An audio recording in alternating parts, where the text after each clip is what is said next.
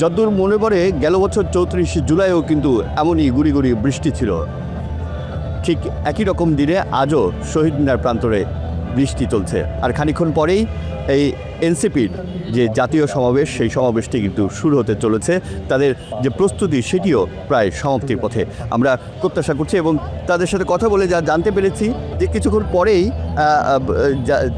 এনসিপির যে জাতীয় কেন্দ্রীয় কমিটির যে নেতারা রয়েছেন তারা কিন্তু আসতে শুরু করবেন এই সমাবেশ স্থলে। এবং আমরা দেখতে পাচ্ছি যে এই সমাবেশকে কেন্দ্র করে নানান রকম প্রস্তুতি কিন্তু এনসিপির যারা ভলেন্টিয়ার রয়েছেন, যারা নেতাকর্মী রয়েছেন তারা নিচ্ছেন। আমরা একটু কথা বলতে চাই এনসিপির দায়িত্ব পালন করছেন এগুলোর সাথে, যে আসলে কেন্দ্রীয় কমিটির উনি সদস্য, যে কী অবস্থা এই গুড়ি গুড়ি বৃষ্টিতে দেশের বিভিন্ন প্রান্ত থেকে আপনাদের কর্মী সমর্থক নেতাকর্মীরা আসছেন, এবং সব মিলিয়ে ব্যবস্থাপনার কী পরিস্থিতি এবং সঠিক সময়ে আপনারা শুরু করতে পারবেন কিনা, এবং কেমন মানুষের সমাগম প্রত্যাশা করছেন?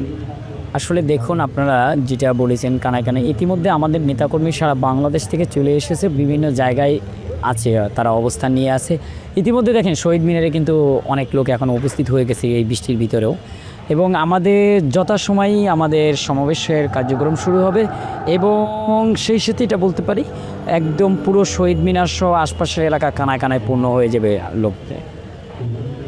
ও সব মিলিয়ে আপনাদের প্রস্তুতির কি অবস্থা? প্রস্তুতি ইতিমধ্যে আমাদের সম্পূর্ণ, আপনারা দেখতে পাচ্ছেন যে অলরেডি আমাদের সকল ধরনের যে প্রস্তুতি ছিল, নিরাপত্তা থেকে শুরু করে মেডিকেল বুথ, আমাদের মনিটরিং সেল হতে শুরু করে স্বেচ্ছাসেবক প্যানেল সব কিছু রেডি আছে। এখন শুধু আমাদের যথাসময় 4টার সময় যে আমাদের ডিক্লারেশন আছিল, যেটা প্রকাশ করা হয়েছিল সময়, সেই যথাসময় আমাদের উপস্থিত হবে, এবং সেই সময় দেখবেন আপনারা চতুর্দিকে বৃষ্টি উপেক্ষা করেও জনস্রোত হয়ে যাবে ইনশাআল্লাহ। জনস্রোতের প্রত্যাশা করছেন এনসিপির নেতাকর্মীরা। আমরা কথা বলছিলাম কেন্দ্রীয় কমিটির একজন সদস্যের সাথে, এবং আমরাও দেখতে পাচ্ছি যে এনসিপির পক্ষ থেকে যে স্বেচ্ছাসেবক টিম রয়েছে তারা এবং নিরাপত্তা কর্মীরাও কিন্তু নিরাপত্তা বেষ্টনীর মধ্যে